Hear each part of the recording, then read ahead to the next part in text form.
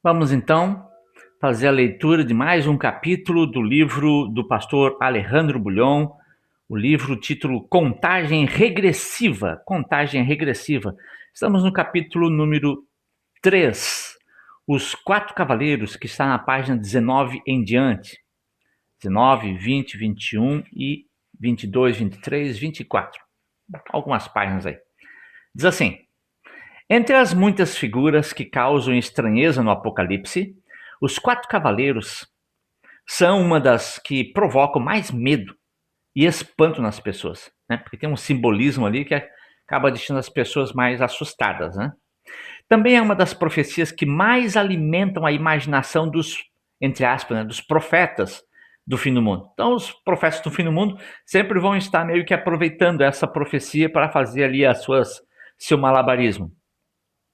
Morte, espada, fome, pestes são ingredientes úteis para levar desespero e pavor às pessoas, já aflitas diante da violência de nossa sociedade. Mas o que realmente há por trás desses misteriosos cavaleiros? Como veremos a seguir, essa profecia ela faz parte de uma seção mais ampla do Apocalipse, que trata das diferentes fases da história cristã, nas quais podemos identificar um grande conflito entre Deus e Satanás, pelo destino eterno de cada ser humano. Além disso, apresenta a maneira como os cristãos reagiram às investidas do inimigo nesses diferentes períodos históricos.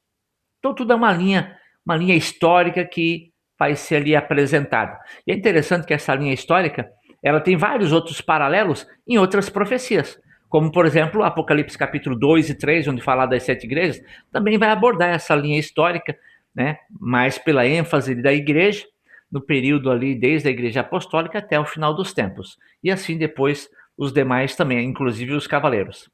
O livro com sete selos, lá em Apocalipse capítulo 5.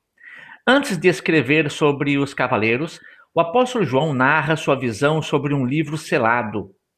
Livro selado quer dizer que tem um selo, foi fechado. Selos, né? Aqueles selos, podia ser muitas vezes ali uma bolinha de cera, uma bolinha de barro, né? Que daí eles carimbavam o selo em cima e ele ficava selado. Hoje a gente tem as cartas, já quase o pessoal não utiliza, mas a gente tem as cartas que vão com selo.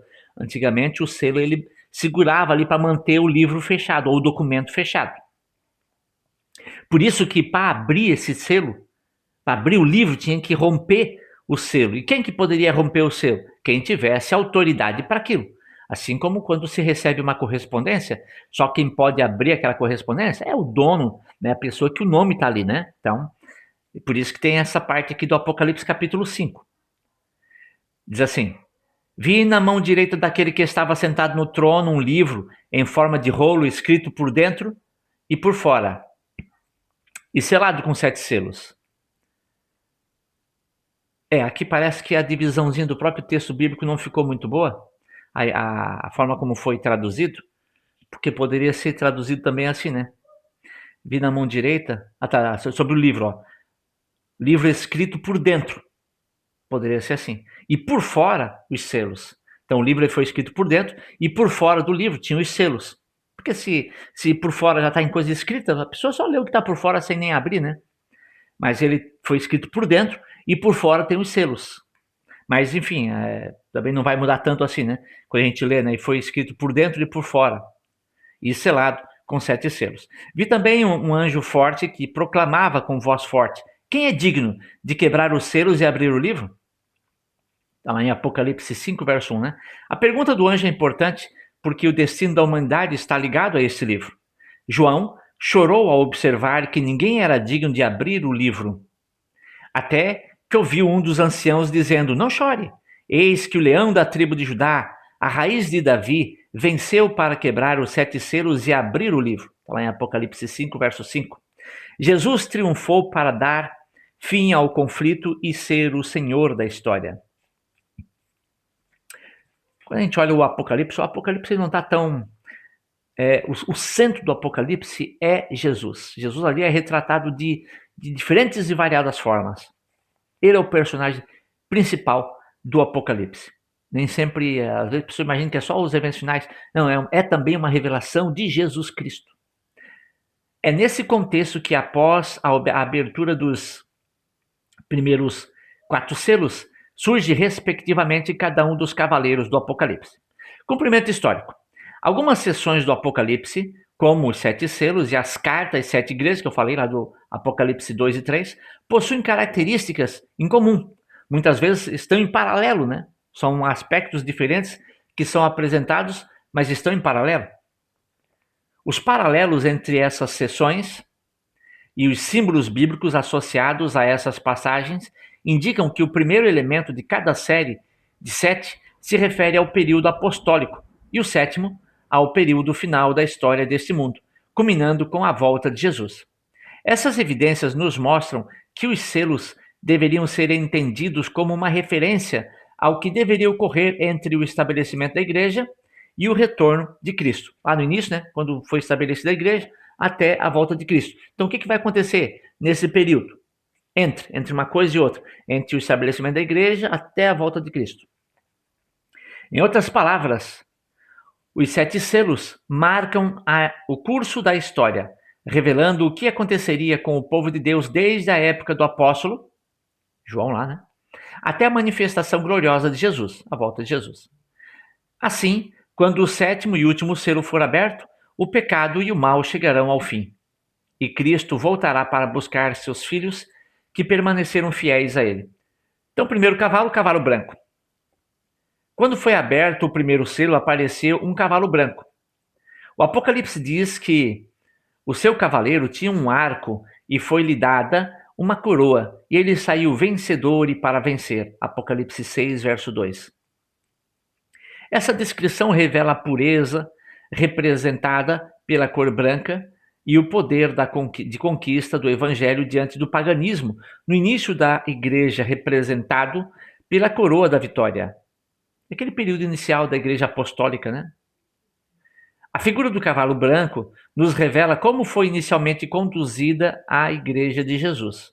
Aquele foi um período de guerra entre a verdade e a mentira, entre a verdadeira e a falsa adoração. O aspecto da adoração sempre é destacado, porque em toda a Bíblia, e de modo especial também no Apocalipse, a questão da adoração é o que vai determinar tudo. A quem estamos adorando, né?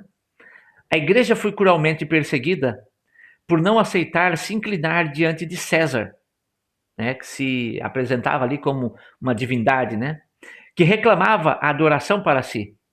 Você pode imaginar quem estava por trás de César, não é mesmo? Né? Dá para imaginar que Satanás está ali por trás de tudo, inclusive nesse aspecto. A igreja também foi duramente perseguida por sua fidelidade à palavra de Deus. Apesar de toda a fúria desatada contra o povo de Deus naquele período, a igreja se manteve fiel nos dois pontos críticos. Quais são eles? A adoração e a obediência. Adoração e a obediência. Foi uma igreja vencedora que fez estremecer o inimigo com sua doutrina pura e seu espírito de evangelização. Essa descrição, portanto, se refere ao primeiro século, enquanto os fundamentos da verdade do evangelho ainda eram preservados. Depois aparece aqui na página 21 o cavalo vermelho. Ao abrir-se o segundo selo, diz o texto bíblico que saiu outro cavalo, que era vermelho. E ao seu cavaleiro foi dado poder para tirar a paz da terra e fazer com que os homens matassem uns aos outros. Também lhe foi dada uma grande espada. Está lá em Apocalipse capítulo 6, o versículo 4.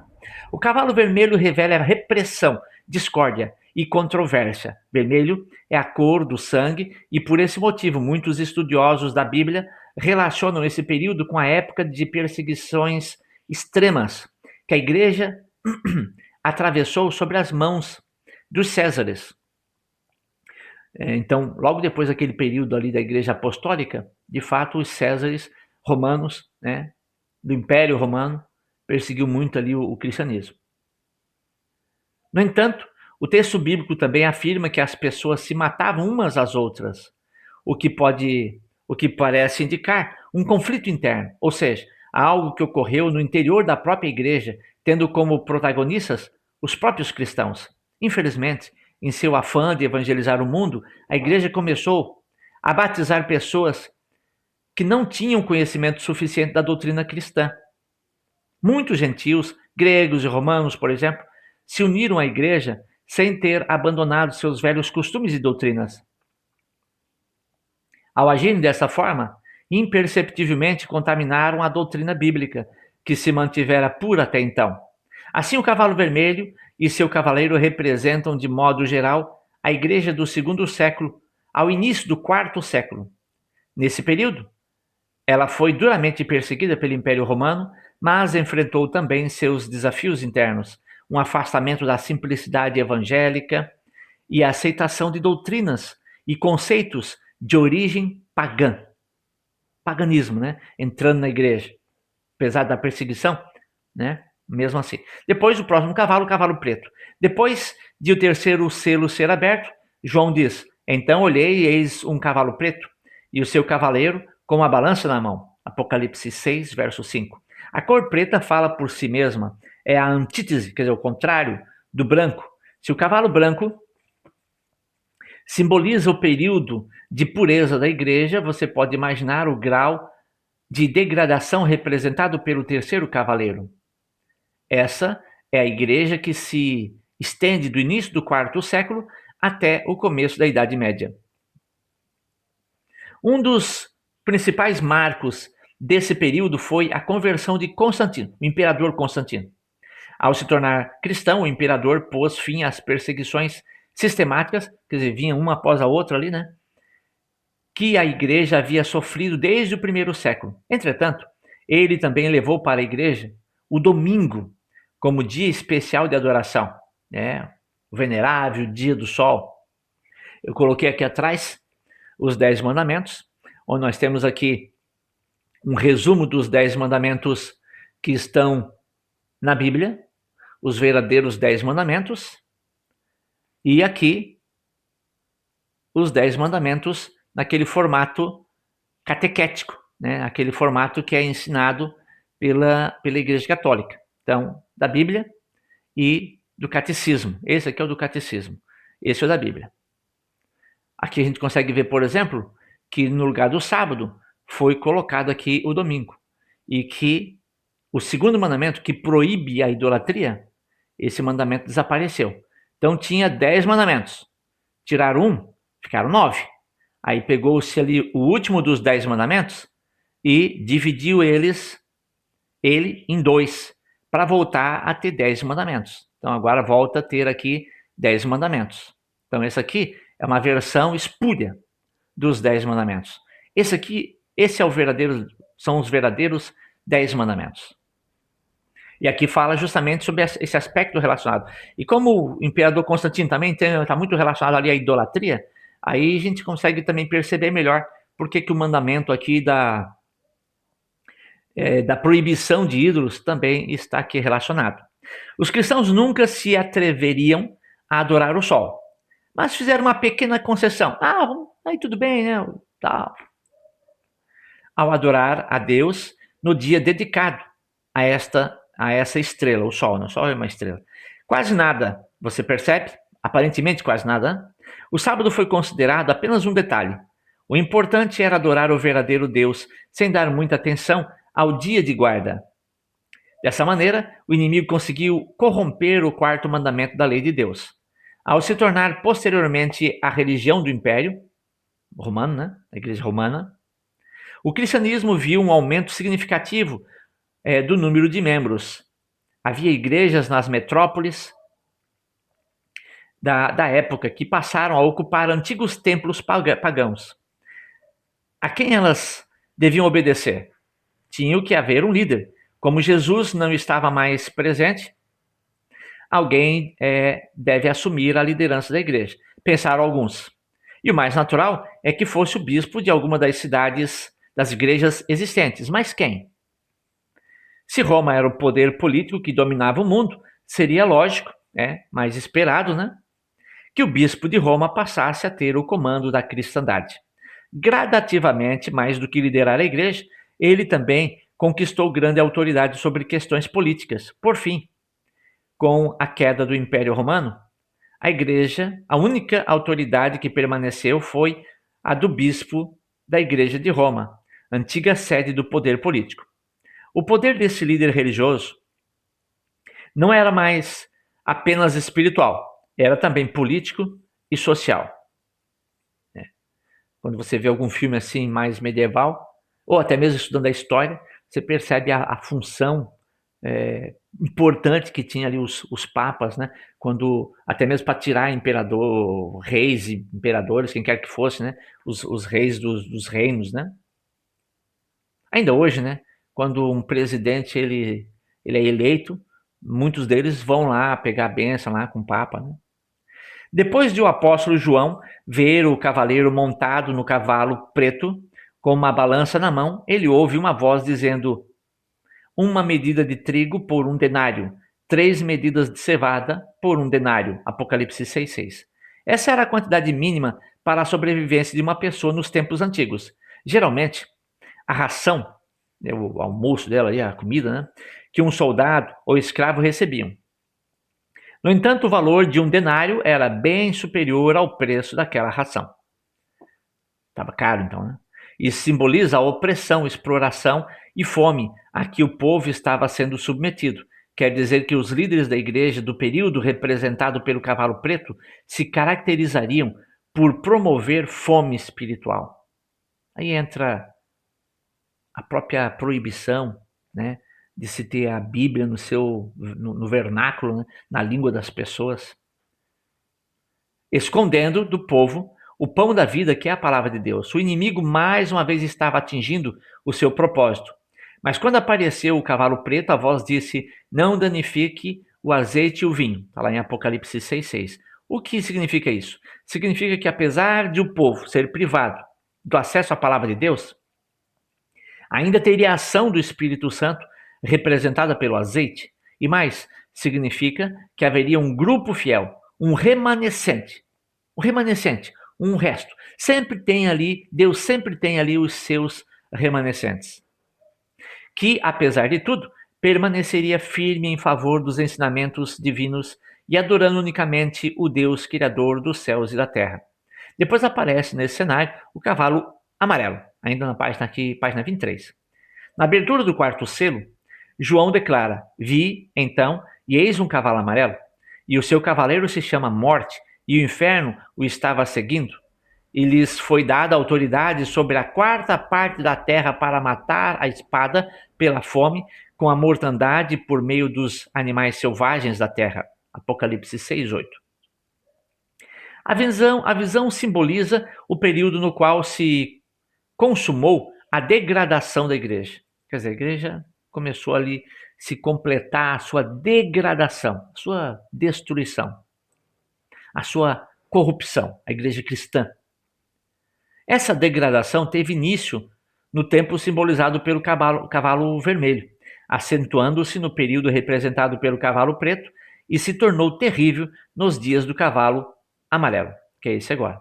A igreja pura que Jesus estabeleceu e que os apóstolos e os primeiros cristãos mantiveram incontaminada durante o primeiro século, foi se corrompendo lentamente. E ao chegar à Idade Média, a igreja já não era nem a sombra do que fora quando fundada por Jesus. Nesse período triste da igreja, os filhos de Deus, guiados por seus líderes, afastaram-se completamente dos ensinos da Bíblia. Por isso, trata-se de um período escuro. À medida que crescia o poder do líder da igreja de Roma, as trevas se tornavam mais densas. A fé, então, conforme o líder, né, o Papa, ia tendo mais poder, a igreja, as trevas se tornavam mais pesadas, mais densas, mais grossas, mais, né, densidade. A fé e a obediência passaram de Cristo, o verdadeiro fundamento, para um líder humano, o substituto de Cristo, né? Então, esse suposto substituto de Cristo, ele acaba tomando agora essa função, não autorizada por Deus, né? O evangelho era perdido de vista enquanto as formas de religião se multiplicavam. Longas peregrinações, obras de penitência, adoração de relíquias, Relíquias às vezes eram o dedo da pessoa, ou um pedaço de madeira, alguma coisa assim que era meio tinha se perdido. O pessoal dizia, isso aqui é um pedacinho da cruz de Cristo. Então eles ficavam adorando aquelas relíquias, esses pedaços de coisa que eles encontravam. As peregrinações é andar grandes distâncias, né? Construção de templos ou imagens, doação de grandes quantidades de dinheiro para a igreja. Tudo isso era exigido dos fiéis para aplacar a ira de Deus. Escuridão, né, que a igreja estava passando. Página 24. Onde estavam os fiéis cristãos que foram perseguidos por causa da palavra de Deus? Onde estavam aqueles que pagaram com a vida, os mártires, né? A ousadia de obedecer à ordem divina que diz: até que o céu e a terra passem, nenhum i ou um tio jamais passará da lei até que tudo se cumpra. Está lá em Mateus 5,18. Os pretensos líderes, aqueles que pretendiam ser líderes, né, cristãos, desse período tinham mudado os mandamentos de Deus sob a alegação de que a igreja tinha poder para fazê-lo. Então, eles alegavam que a igreja tinha esse poder para fazer isso. Antes de finalizar, primeiro eu vou terminar aqui. Deixa eu pegar aqui um livro.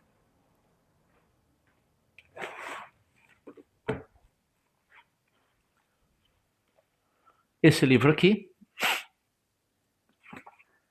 é um livro de 1950. Eu tenho aqui comigo. Ele é de 1950. Esse é o volume 2, é o livro Ciência e Religião, do Monsenhor Dr. Emílio José Salim. E aqui na página 14, se você quiser, você dá uma pausa. Eu vou ler, eu vou comentar algumas partes, mas você pode dar... Eu acho que você dá pausa depois, né? Eu só mostro agora, depois você dá a pausa. Deixa eu ver se ficou bem no lugar certo, aqui assim. Isso, eu vou fazer a leitura aqui.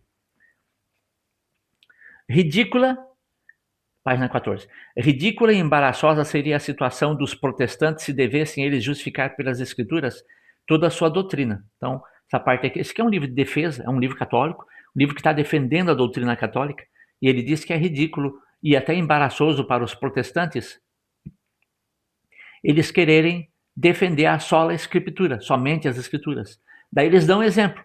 Qual é o exemplo que eles dão? O exemplo que eles dão é o que eles vão falar agora. Haja vista o só caso da santificação do domingo. Esse é o exemplo que eles dão. Santificação do domingo. Aí ele diz assim: se nos ativermos somente às escrituras, o dia do Senhor que deve ser santificado é o sábado, tanto no Velho como no Novo Testamento. E em nenhum lugar da Bíblia consta que esse dia houvesse sido substituído pelo domingo. Logo, repitamos com os adventistas do sétimo dia. Cito a igreja adventista aqui, livro católico, né, citando que a igreja adventista, sim, ela tem coerência com o que está escrito na Bíblia. Se os protestantes se fiam só nas escrituras, que santifique o sábado. Se quiserem celebrar o domingo é porque reconhecem a autoridade da Igreja Católica Romana, que foi ela quem fez essa mudança. Portanto, abracem essa igreja. Olha só, reconhecendo a coerência da Igreja Adventista Sétimo Dia, mostrando que realmente na Bíblia não tem essa mudança e que foi a Igreja Católica Romana que fez essa mudança. E que até está dizendo aqui que é um absurdo os protestantes guardarem o domingo e dizerem que isso está na Bíblia, alguma coisa assim.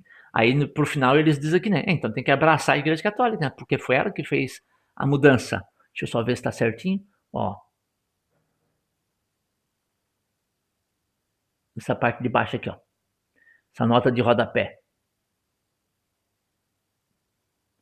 Dá uma pausinha ali, né? Para você poder ler. Vamos finalizar aqui.